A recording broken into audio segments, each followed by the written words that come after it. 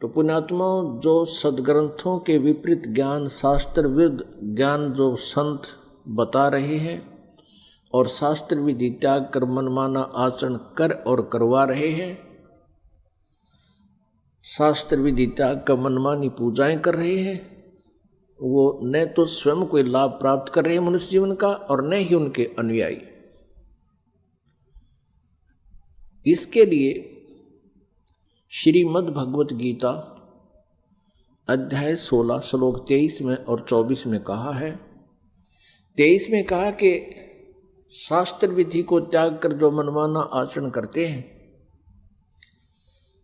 उनको न तो कोई सुख होता है और न ही उनकी कोई गति होती है और न ही सिद्धि को प्राप्त होते हैं, अर्थात व्यर्थ। श्लोक 24 में कहा कि इससे तेरे लिए अर्जुन कर्तव्य और अकर्तव्य की व्यवस्था में शास्त्र ही प्रमाण है। कर्तव्य माने जो शास्त्र अनुकूल साधनाएं हैं, जो साधनाएं आपने करनी चाहिए, और अकर्तव्य जो ना करने योग्य हैं, वो सदग्रंथों से ही जाना जाता है। कोई अपनी लोकवेद दंत कथा सुनाता है, उसको हमने स्वीकार नहीं करना चाहिए।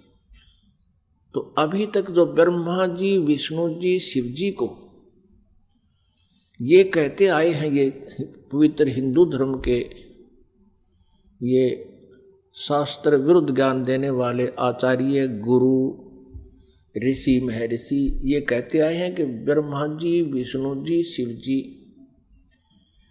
ये अजर अमर हैं, इनके कोई माता पिता नहीं है और ये सभी ब्रह्मांडों के रचनहार यही है।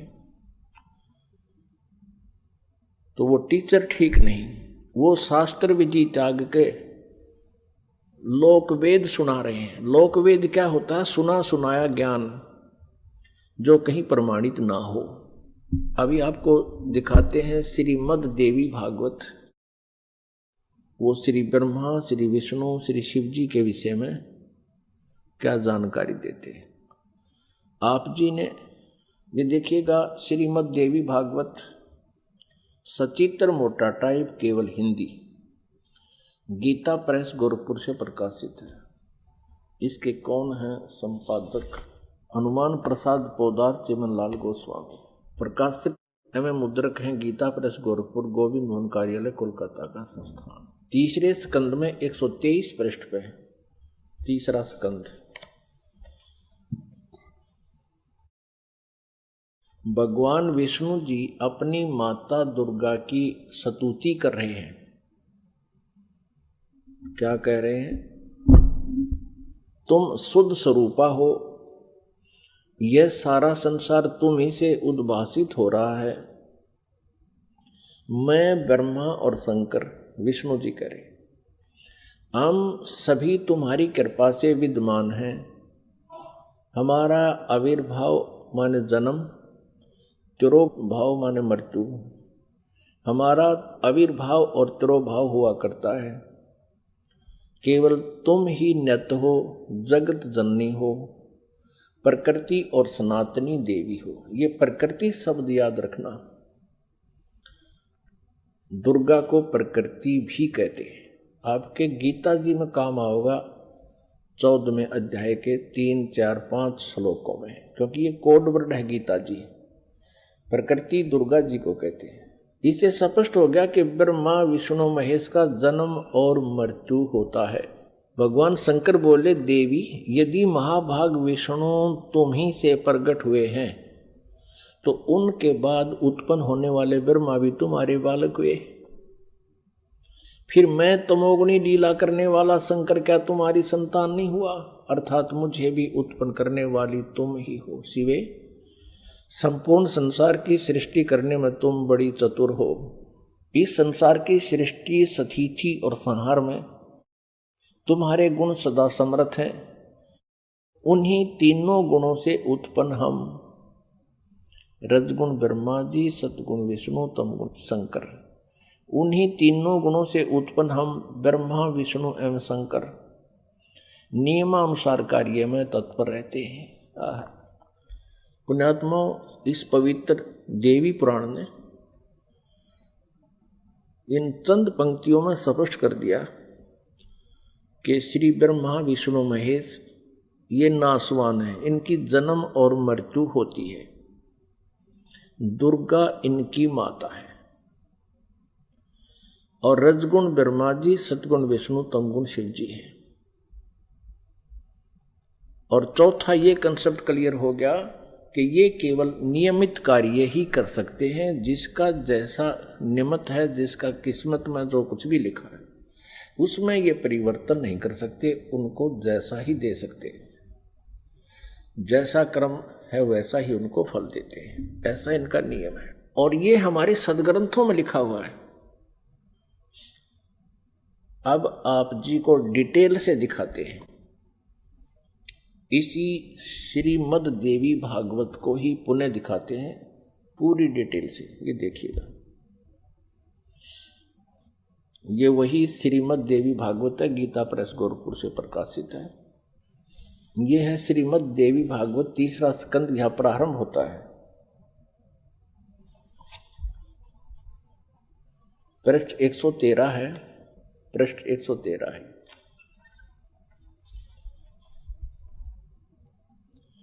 जन्मे जय ने पूछा, भगवान आपने अंबा यज्ञ अर्थात परम पवित्र नवरात्र व्रत के करके उसके द्वारा देवी के आराधन करने की आज्ञा दी है। अतः वे कौन देवी हैं, कैसे और कब प्रकट हुई, उनके पधारने का क्या उद्देश्य था है, तथा वे किन गुणों से विभूषित हैं। अंबा यज्ञ किस प्रकार होता है, आगे आगे ब्रह्मन साथ ही विस्तार पूर्वक ब्रह्मांड की उत्पत्ति भी कही है, क्योंकि भूदेव ब्रह्मांड के विषय में जो कुछ कहा गया है तथा वह जैसा जो है, ये सभी बातें आप जानते हैं। व्यास जी से पूछ रहे हैं, जन्मेजय जी मैंने सुना है कि ब्रह्मा विष्णु और रुद्र ये तीन सगुण देवता हैं। कर्मशः सृष्टि पालन और संहार के कार्य का उत्तरदायित्व इन पर रहता है। पाराशर नंदन व्यास जी, अब मैं इनके संबंध में विस्तार पूर्वक सुनना चाहता हूँ, आप बतलाने की कृपा करें। व्यास जी कहते हैं, राजन तुम्हारी बुद्धि बड़ी विशाल है। अभी तुमने जो पूछा कि ब्रह्मादि की उत्पत्ति यानी ब्रह्मा विष्णु महेश, ब्रह्मादि माने ब्रह्मा विष्णु महेश की उत्पत्ति कैसे हुई, सो वह महान कठिन विषय है, उसमें अनेक प्रश्न उठ जाते हैं। यही प्रश्न पूर्व समय में मैंने नारद जी से किया था। व्यास जी कह रहे हैं कि मैंने नारद से पूछा था यही ज्ञान। मैंने कहा, मुने आप बुद्धिमान हैं, मुझे यह बताने की कृपा कीजिए कि इस विस्तृत ब्रह्मांड के प्रधान कर्ता कौन है। मुनिवर, यह ब्रह्मांड कहाँ से उत्पन्न हो गया। द्विजवर, साथ ही यह भी बताइए कि यह ब्रह्मांड विनाशशील है अथवा सदा रहने वाला है। इसकी रचना ये 114 पृष्ठ पे, तीसरा स्कंद। करने वाला कोई एक है अथवा बहुत से इसके रचयिता है। कर्ता के अभाव में कार्य का होना असंभव है। यह प्रश्न मेरे मन में उठा करता है। कुछ लोग भगवान शंकर को परम कारण मानकर जगत का रचयिता बतलाते हैं। वे कहते हैं कि देवादिदेव भगवान शंकर अविनाशी पुरुष हैं, उनका कभी जन्म और मरण नहीं होता, वे आत्मा मर्मण करने वाले हैं, देवताओं पर भी उनका शासन बना रहता है। दूसरे कई लोग भगवान विष्णु की प्रशंसा किया करते हैं। वे शक्तिशाली पुरुष, अव्यक्त, अखिल ऐश्वर्य के संपन्न परब्रह्म परमात्मा है। कुछ दूसरे लोग ब्रह्मा जी को सृष्टि का प्रधान कारण बताते हैं। कितने ही आचार्य भवानी को संपूर्ण मनोरथ पूर्ण करने वाली बतलाते हैं। वे आदिमाया महाशक्ति एवं परम पुरुष के साथ रहकर कार्य संपादन करने वाली प्रकृति है। ब्रह्म के साथ उनका अभेद संबंध है। ब्रह्म ये काल है, क्षर पुरुष, और अभेद संबंध यानी पति पत्नी का संबंध है। वे सृष्टि सतिथि और संहार कार्य में संलग्न रहती हैं। संपूर्ण प्राणियों एवं देवताओं की भी वे जननी है, उनका कभी जन्म मरण नहीं होता। वैष्णवी, सांभवी, ब्राह्मी, वासवी, वारुणी, वाराही, नारसिंही और तथा अद्भुत महालक्ष्मी नाम से विख्यात है। 115 पृष्ठ पे। कितने श्रेष्ठ मुनि कहते हैं कि जो निरंजन, निराकार, निर्लेप, निर्गुण, अरूप एवं व्यापक ब्रह्म है, उन्हीं से जगत की सृष्टि हुई है। कहीं कहीं वेद और उपनिषद में भी वे ही ब्रह्म तेजो में बतलाए गए हैं और प्रधान पुरुष हैं। हजारों मस्तकों, आँखों, कानों, हाथों, मुखों, चरणों से वे संपन्न आकाश ये आगे देखो। अब व्यास जी पूछ रहे थे नारद जी तक, मैंने ऐसा सुना है कोई कुछ बता रहा है, कोई कुछ बता रहा है, कोई शंकर को रचयिता, कोई विष्णु जी को रचयिता बताते। अब नारद जी कहते हैं, व्यास जी प्राचीन समय की बात है, यही संदेह मेरे हृदय में भी उत्पन्न हो गया था। तब मैं अपने पिता अमित तेजस्वी ब्रह्मा जी के स्थान पर गया और उनसे इस समय जिस विषय में तुम पूछ रहे हो उसी विषय में मैंने पूछा। मैंने कहा, पिताजी यह संपूर्ण ब्रह्मांड कहाँ से उत्पन्न हुआ? विभो, आपने सम्यक प्रकार से इसकी रचना की है, अथवा विष्णु इस विश्व के रचयिता हैं, या शंकर ने इसकी सृष्टि की है। पर जगत प्रभु, आप विश्व के आत्मा हैं और सच्ची बात बताने की कृपा करें। किन देवताओं की पूजा करनी चाहिए तथा कौन देवता सबसे बड़े एवं समर्थ है? निष्पाप ब्रह्मा जी, इन सभी प्रश्नों का समाधान करके मेरे हृदय के संदेह को दूर करने की कृपा कीजिए। सत्यवती नंदन व्यास जी, इस प्रकार मेरे प्रसन्न करने पर लोक पितामह ब्रह्मा जी मुझसे कहने लगे। ब्रह्मा जी ने कहा, बेटा मैं इस प्रश्न का क्या उत्तर दूं? यह प्रश्न बड़ा ही जटिल है। महाभाग, तुम भगवान विष्णु से इसका समुचित समाधान पा सकते हो। ये तीनों देवता, इनको ज्ञान तो है नहीं, इसलिए ये अपने से दूसरे की तरफ धका दिया करें, चलो वहाँ उससे पूछ लो। फिर भी विष्णु जी की तरफ संकेत करते हैं, फिर भी अपना ज्ञान वो बता रहे हैं। ब्रह्मा जी कह रहे हैं, महामते, इस संसार में कोई भी रागी पुरुष ऐसा नहीं है जिसे यह रहस्य विदित हो। जो त्यागी, अहंकार रहित एवं ईर्षा शून्य है, वही इसके रहस्य को जान सकता है। पूर्व काल में, अब सृष्टि की रचना बता रहे हैं ब्रह्मा जी। पूर्व काल में सर्वत्र जल ही जल था, स्थावर जंगम जितने प्राणी हैं उनमें कोई भी नहीं थे। तब कमल से मेरी उत्पत्ति हुई। उस समय मुझे सूर्य, चंद्र, वृक्ष तथा पर्वत कोई भी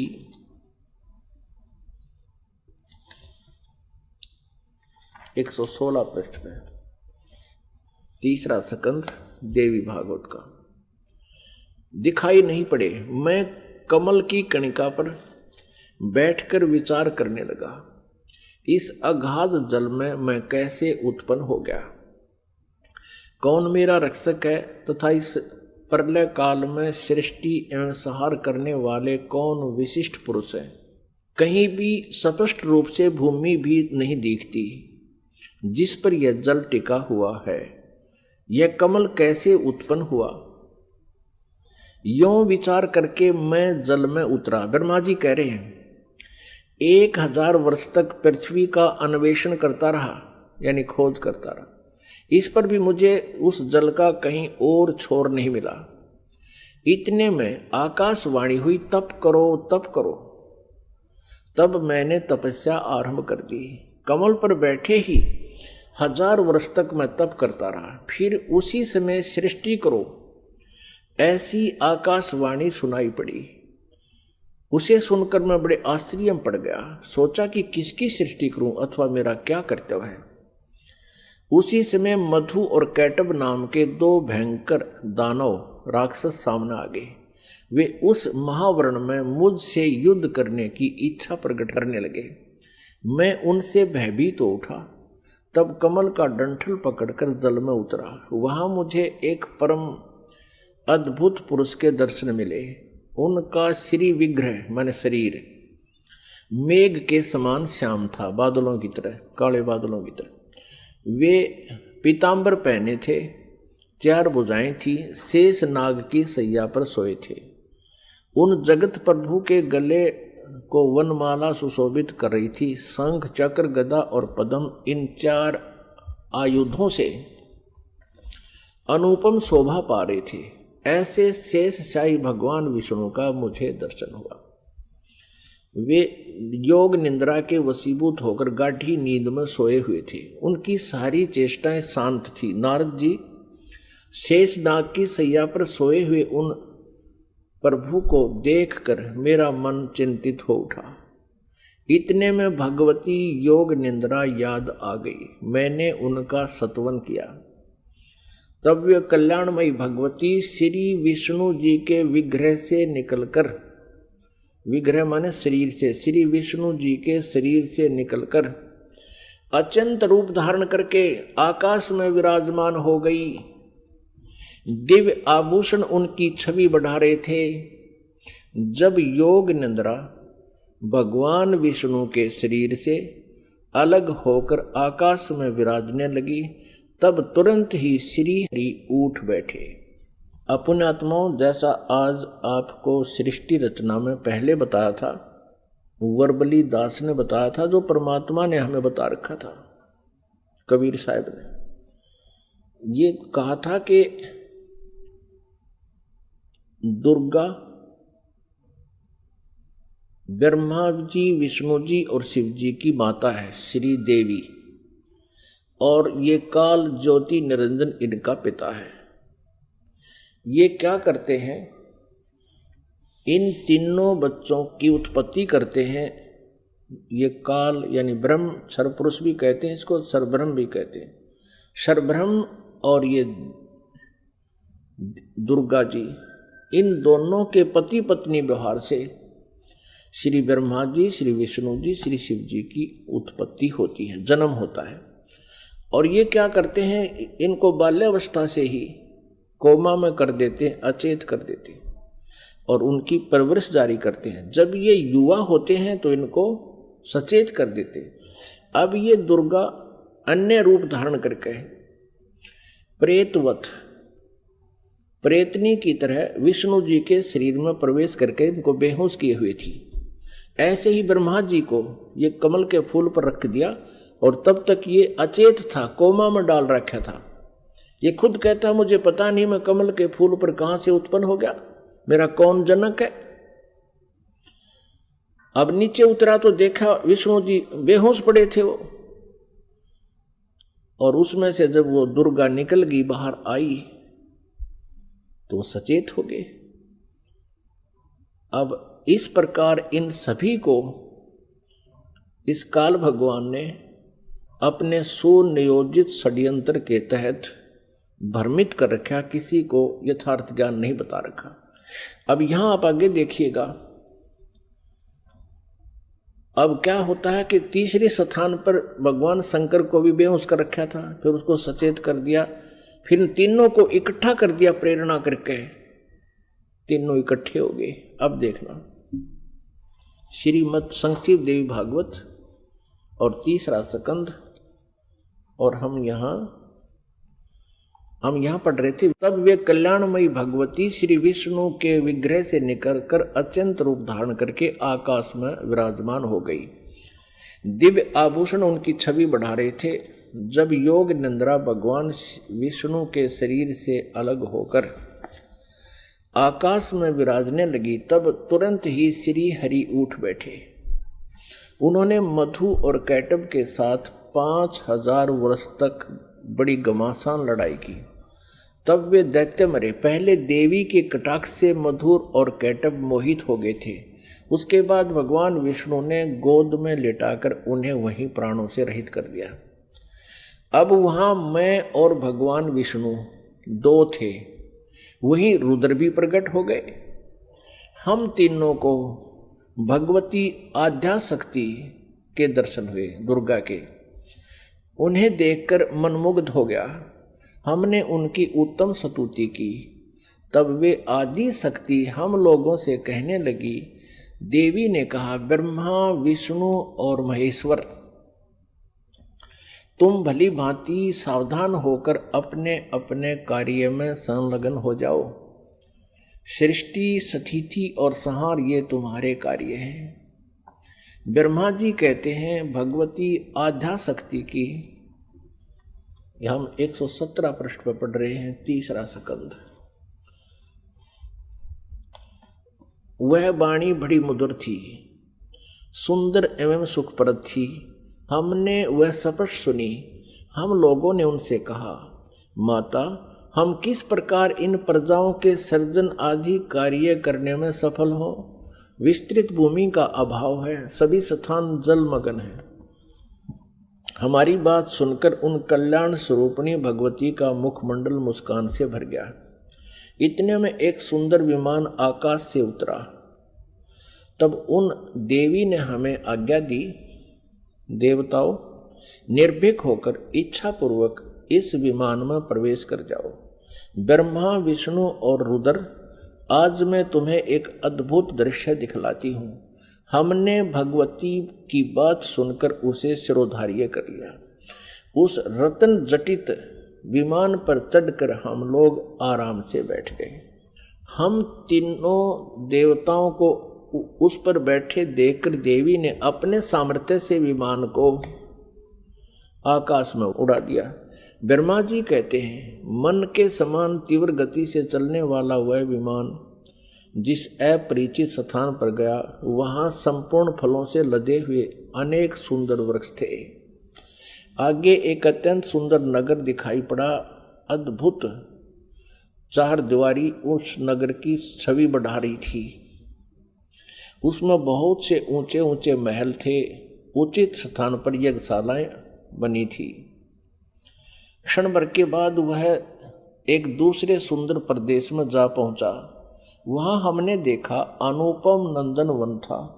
पारिजात की संगन छाया के नीचे सुरभि गो बैठी थी। आप पास में ही ऐरावत हाथी विराजमान था। सैकड़ों अप्सराएं, यक्ष, गंधर्व और विद्याधर उस पराजित के उपवन में गाते एवं व्यवहार करते थे। देखा तो वही महाभाग इंद्र भी थे। उनके समीप उनकी प्राण प्रिया सची विद्यमान थी। उस स्वर्ग के दृश्य को देखकर हम 118 पृष्ठ पे आश्चर्यचकित हो गए। आगे देखना। इतने में हमारा विमान तेजी से चल पड़ा और वह दिव्य धाम ब्रह्मलोक में जा पहुंचा। संपूर्ण देवता उस नगर के सामने मस्तक झुकाया करते थे। वहां एक दूसरे ब्रह्मा विराजमान थे। उन्हें देखकर भगवान शंकर और विष्णु को बड़ा आश्चर्य हुआ। सभा लगी थी। भगवान शंकर और विष्णु ने मुझसे पूछा, चतुरानन, ये अविनाशी ब्रह्मा कौन है? मैंने उत्तर दिया, मुझे कुछ पता नहीं। सृष्टि के अधिष्ठाता ये कौन है? भगवान, मैं कौन हूं, ये कौन है, और हमारा उद्देश्य क्या है? इस उलझन में मेरा मन चक्कर काट रहा है। इतने में मन के समान तीव्रगामी वह विमान तुरंत वहां से चल पड़ा और कैलाश के सुर में शिखर पर जा पहुंचा। आगे देखा। वहां विमान के पहुंचते ही एक भव्य भवन से त्रिनेत्रधारी भगवान शंकर निकले। वे नंदी वृषभ पर बैठे थे। उनके 5 मुख थे, 10 भुजाएं थी। मस्तक पर चंद्रमा सुशोभित हो रहा था। क्षण भर के बाद वह विमान उस शिखर से भी पवन के समान तेज चाल से उड़ा और बैकुंठ लोक में पहुंच गया। वह भगवती लक्ष्मी का विलास भवन था। बेटा नारद, वहां मैंने जो संपत्ति देखी उसका वर्णन करना मेरे लिए असंभव है। उस उत्तमपुरी को देखकर विष्णु का मन आश्चर्य के समुद्र में गोता खाने लगा। एक विष्णु तो विमान में बैठा है, एक ब्रह्मा बैठा है, एक शंकर बैठा है, और एक एक ओर देखे तो वहां कमल लोचन श्री हरि विराजमान थे। अलसी के फूल के समान उनके श्री विग्रह की कांति थी। पीतांबर पहने थे, 4 भुजाएं थी। वे पक्षी राज गरुड़ पर विराजमान थे। दिव्य आभूषणों से उनकी अनुपम शोभा हो रही थी। प्राण प्रिया लक्ष्मी जी चंवर डुला रही थी। उन सनातन श्री हरि की झांकी पाकर हम सभी भौचक्के से रह गए। एक दूसरे को देखते हुए हम विमान में एक उत्तम आसन पर बैठे रहे। इतने में ही पवन से बातें करता हुआ वह विमान तुरंत उड़ गया। आगे अमृत के समान मीठे जल वाला समुद्र था। उसका जल बड़ा ही मधुर था। पुण्यात्माओं, परमेश्वर कबीर देव जी ने अपने द्वारा रची हुई सृष्टि की रचना का जो ज्ञान दिया है उसमें बहुत ही विस्तार से बताया है।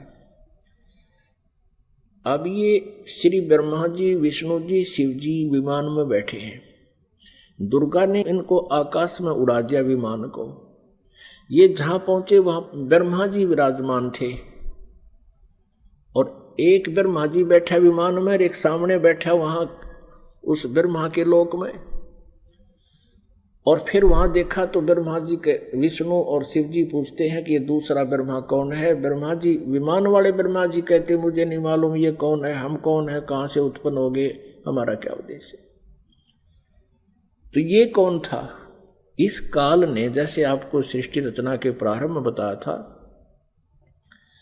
इसने एक ब्रह्मांड के टॉप मोस्ट प्लेस पे, शिखर सुन में यानी चोटी पे 3 स्थान बना रखे हैं। आपको एक चित्र दिखाते हैं ब्रह्मांड का, इससे आसानी से समझ में आओगी। देखिएगा, एक ब्रह्मांड का लघु चित्र, ये देखिएगा,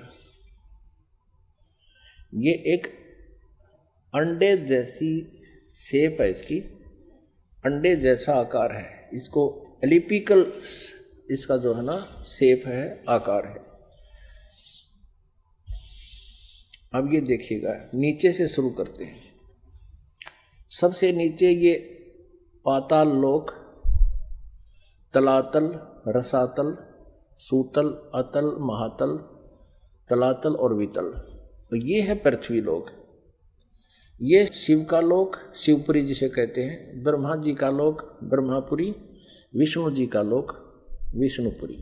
अब ये जो क्षेत्र है, और ये है कॉमन स्वर्ग और नरक, और ये है धर्मराय का लोक, यानी यहाँ का न्यायाधीश बना रखा है इस काल ने, ये जहाँ सबका अकाउंट होता है। और ये जो स्थान है ये ब्रह्मलोक है सारा।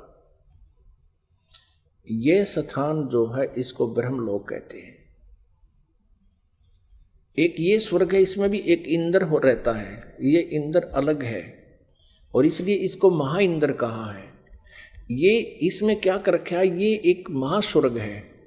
इसी में इसने एक अलग से और एक डुप्लीकेट काम कर रखा है। नकली सतलोक, नकली अलखलोक, नकली अगमलोक और नकली अनामी लोक की रचना कर रखी है।